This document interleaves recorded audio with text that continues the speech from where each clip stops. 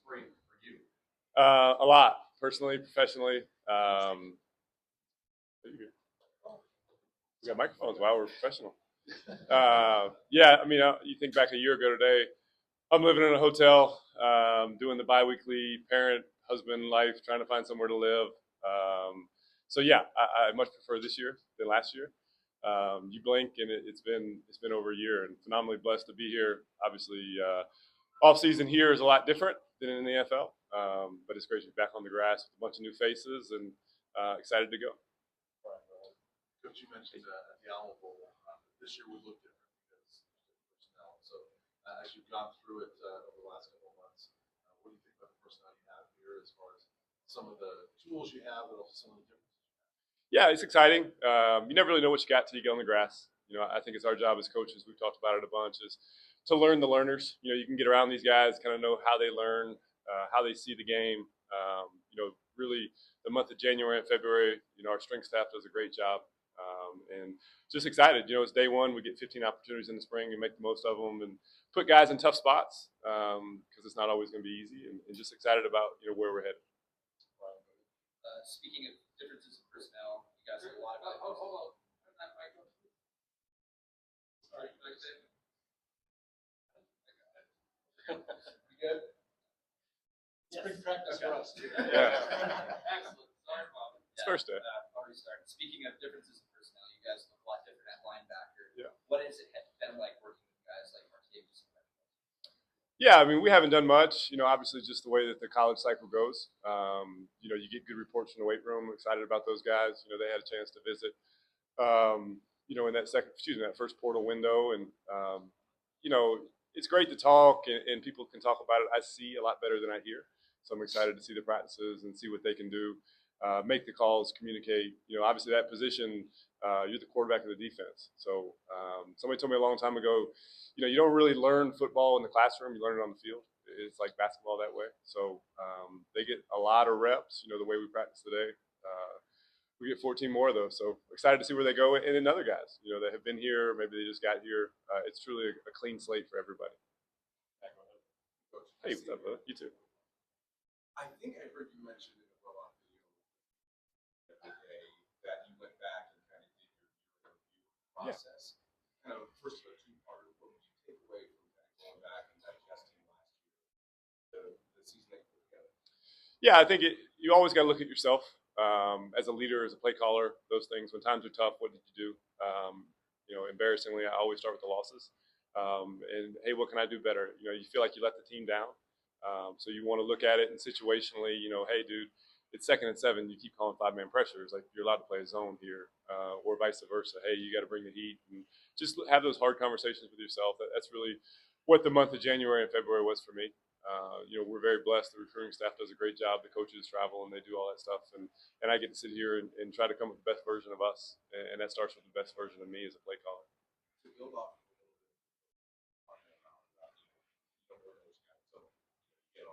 yeah. Is that process being accelerated this year because you know more of what you have and so maybe it's build that scheme and build some of those concepts that you have a better idea of?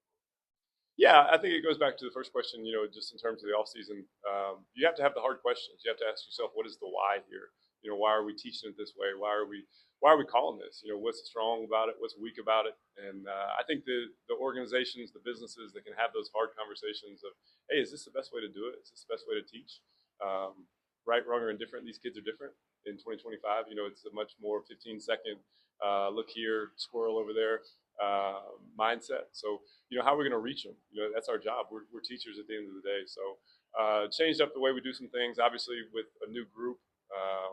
Yeah, I think we'll have 7, 8 new starters. You know, who are the leaders going to be? And that's the exciting part about the spring. I mean, the X's and O's are one thing. You guys have heard me say it. At the end of the day, we're just calling stuff off the Denny's menu. Right? They got to bring it to life, and leaders got to lead from the front. So that's what I'm most excited about, to see who's going to take this team and say, okay, hey, you guys get on my back and let's go. Hey, what's up, brother? In the secondary, I guess we're obviously Cameron Travis, just we kind of looking forward to kind of step into those leadership roles. Yeah, I mean, I think leadership can look different in different ways. Obviously, Travis was, we talked about it. Travis was our culture, right? When your hardest working player is also your best player. That clearly defines what culture is. So the guys we have now, it'll look different. Cam's not walking through the door. You guys have heard me talk about it. In terms of leadership, Cam is one of one. So I think it's hard to say you're going to be a leader until you get on the grass. You can only lead so much in the weight room when you're sprinting and conditioning and doing those things. So that's what spring is for. And we had that conversation with the guys of, hey, I want you guys up here. You don't have to listen to me speak the whole spring. I want you guys to have a voice and truly let this be your defense and let us get out of the way. Hey, it was reported this offseason that Colorado is curious how it feels to know that your value is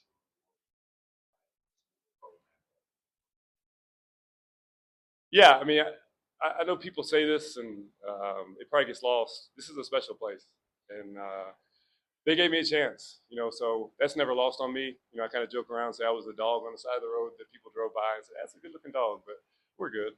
And they brought me in, and they changed my life. They changed my family's life, so it's my job to not let them down. So it goes back to the first question, hey, it's year 2, but hey, dude, you can't blow this. You got to do a great job. So that's what I'm excited for. Hey. You mentioned you're looking for new leaders for this team. I was just curious, who are the returning guys that you're looking at to step up in that leadership? I have to say everyone because this is on the internet, so it must be true. It's got to be out there. There's some guys that have done it that have maybe transferred in, looking for a variety of different roles or et cetera. I mean, I think that's what the portal's about, right? Is kind of betting on yourself, if you will. Guys that are coming back, we got Arden Walker. Arden and I have had this conversation, so I can have it publicly. This place means a lot to him. Obviously, he's a generational player here. So if he could step up and truly take that leadership role, that would be really cool. And some transfers and all that stuff. But it's may the best man win. It can, again, it looks, it smells, it's a variety of different ways. Leadership's a funny thing that way. So couldn't tell you who it's going to be, but I'm excited to find out. Yeah.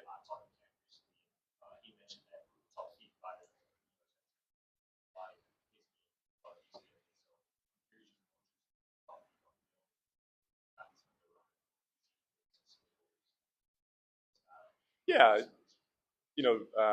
genetics are always a good thing. So with Tafik's brother being who he is, if we can get some of that, that would be great.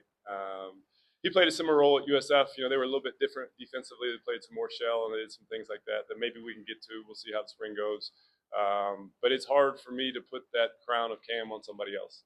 Again, I told you I see better than I hear. So yes, that was part of the process. But Cam's a special dude to me, so I got to see that. Coach, I wanted to follow up with Scott's first question. In the offseason, starting for that contract extension, there was a lot of talk about maybe NFL team wanting more dollars. Why stick with Boulder? Why not? Where do you live? Okay, so you drove here today, the mountains, all that stuff. This is a special place, and I know it's that time of year that it's what you're supposed to say, and this will get tweeted out and all that stuff. But I believe it, and I'm very loyal. They gave me a chance, and I want to see that through. I'm very appreciative, very grateful of obviously Rick George and Prime, and Alec has been a rock star in this process. So it was going to take something really special to move my family again. We talked about it. So yeah, I'm thrilled to be here. It's a phenomenal blessing, and just excited for the future. Coach, the staff in the program earned a lot of street cred for being receptive to having a two-way player. Yeah. And if it works, why change it? Could you see yourself doing that again? You have a dynamic player sharing with the offense. Yeah, so what he's alluding to is actually Travis got another year, so Travis is coming back. We're excited. Yeah, I don't like talking about money, but I gave him a little bit. All right, we could have left that out.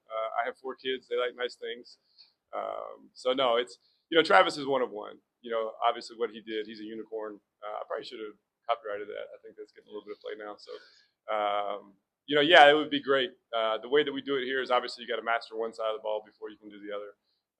Isaiah Harge is the guy that played both ways for us last year. Obviously, rock in probably not a sexy way when you play offensive and defensive line. You have no idea who's in there. So yes, if you can do that, then that's great. But let's work on one side and then we'll go forward. Anything else for Coach? Can you just talk about your secondary a little bit, getting how big it was getting Justin Hodge back this year? Yeah, shout out Diego Pavia. Forever grateful to you, dude. Never met you, but if I'm making Nashville, first drinks on me. Yeah, to get Preston back is key. He's a really good player. I think the way that we play, Preston kind of stirs the drink. DJ, we're excited about DJ. I think when you watch DJ walk in the room, you're like, oh my God, that's a guy. So I'm excited to see him take the next step. Obviously, Colton Hood's a guy that every chance he got, he made the most of it. Thinking back to K-State, 4th and 6, interception versus Arizona. Played well when his number was called. He's hungry, so feel really good about the corner room. Behind that, RJ Johnson's a guy that transferred in last year, didn't get a lot of play. I love the look in RJ's eyes. I think he's poised to have a really good spring, so excited for him. In the safety spot, I've already talked about Taufik. Carter Stoutmeyer is a guy that plays a variety of roles for us. He kind of embodies what we want to be, having a tribe mentality. It's not about himself, it's about the team and what's best. To go from playing post safety to nickel to corner is rare, and he's obviously a genetic freak, so excited for him. Ben, I think Ben broke down the team twice today, so that might have been a record.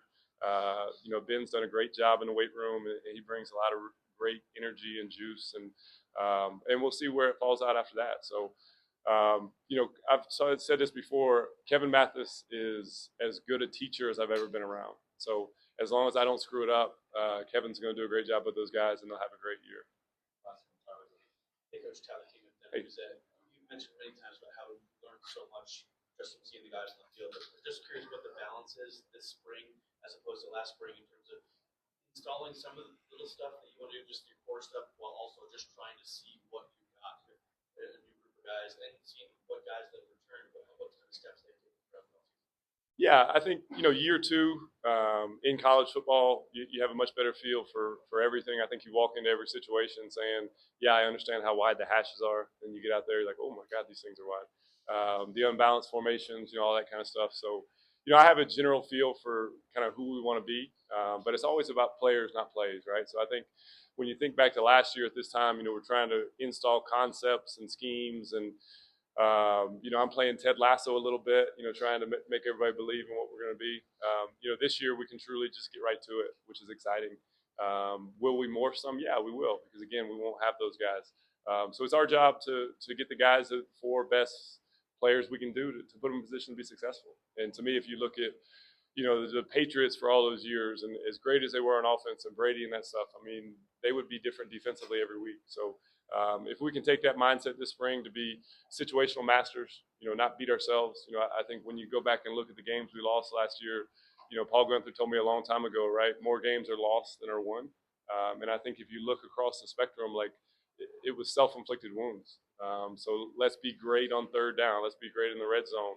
Will that look different? Yeah, it probably will. But let's do the best version of ourselves and kind of see where the chips fall. Good. Thanks, guys.